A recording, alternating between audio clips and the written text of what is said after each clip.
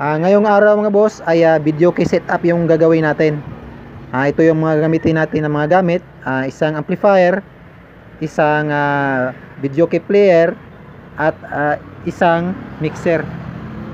Kung ang gamit nyo naman mga boss ay isang DVD player or VCD player, pareho lang yan sa likod mga boss. Yung output nya ng ating audio at yung output ng ating video. Tatlo lang naman yung gagamitin natin doon sa likod, yung audio out at saka yung video out. Dito tayo mauna muna sa mga boss, sa ating mixer.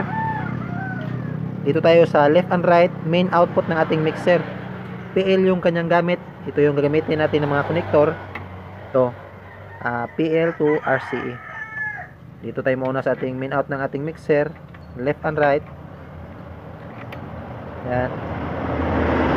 Tapos yung kabilang dulo mga boss, yung RCA, ito yung papunta sa ating input ng ating amplifier.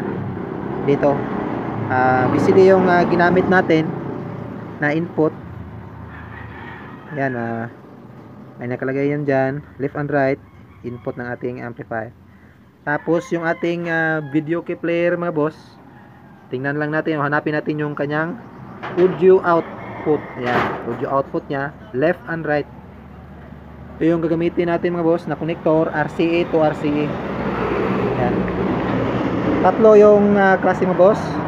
Yung kulay dilaw, ito yung gagamitin natin sa video. Tapos itong pula at puti, ito yung sa audio.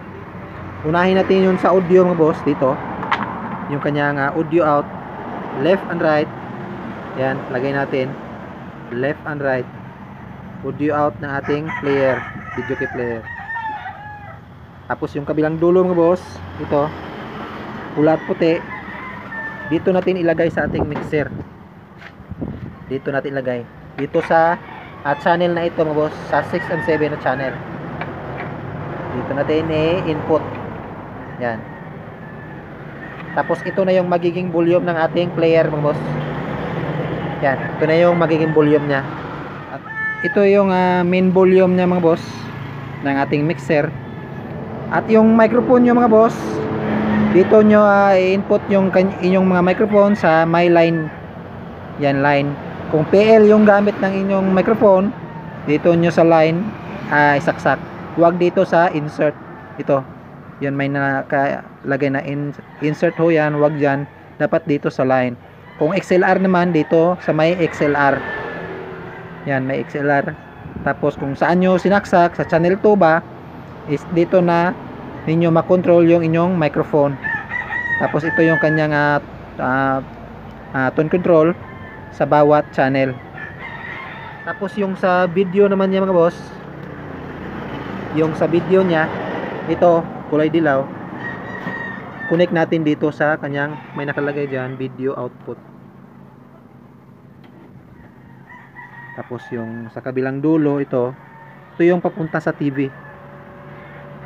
Wala tayong TV mga boss, pero assume lang natin papunta ito sa TV. Yan lang yung connection natin mga boss. Napakadali mga boss, basic na basic yung video key setup natin.